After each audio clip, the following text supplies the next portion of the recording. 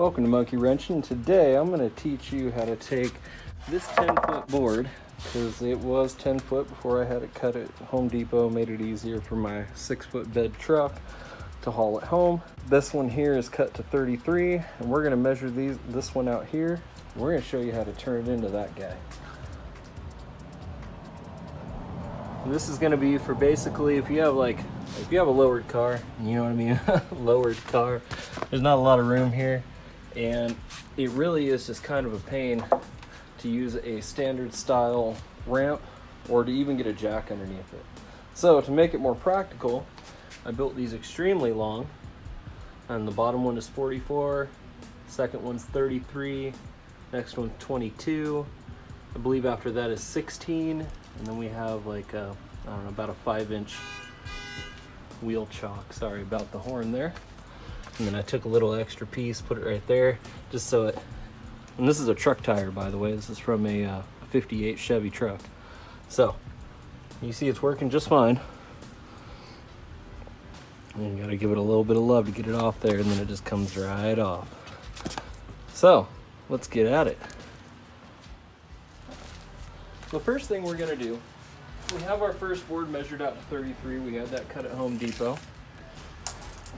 Take our tape measure. I've already got it marked out. Here's 44. Make sure that our piece of wood is propped up here. Make sure you put your foot on the side that you're going to cut, that way you don't bind your blade. Make sure you have eye protection. That was a prime example what not to do.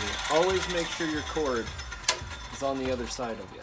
Learn by other people's mistakes. Alright, so there we have our 44. Take our 33. Okay, we'll just set that on here like that. Alright, next we'll mark out our 22. Alright, and again, these are just basic guides. This is just rough cut kind of stuff. Alright, there's our third board. Alright, that's going to be our stop. And there it is. That's basically it right there. We're going to change our angle. Our first one, we're going to change to 15. Okay, you can see there's the 15. We're going to tighten that up there. We're going to do that with this guy. Now, this is going to be unsafe. Don't copy me, please. Please, please, please, don't copy. Now, this is going to be the piece that goes here, and this one's the one that goes here. Okay? So that gives it just a little bit of something to butt up against, and then that gives it something to kind of sit in. All right, and then the rest of them there, we're going to set this to 45. You see right there? Go ahead and tighten that down at 45.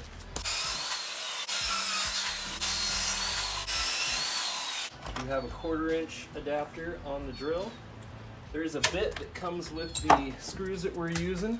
I got construction screws with a T25. They are 3-inch and they are self-drilling.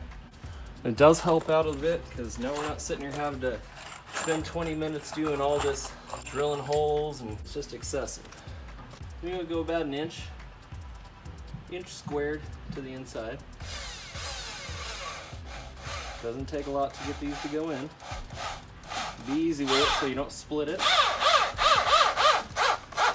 Sure it's where I want it to be.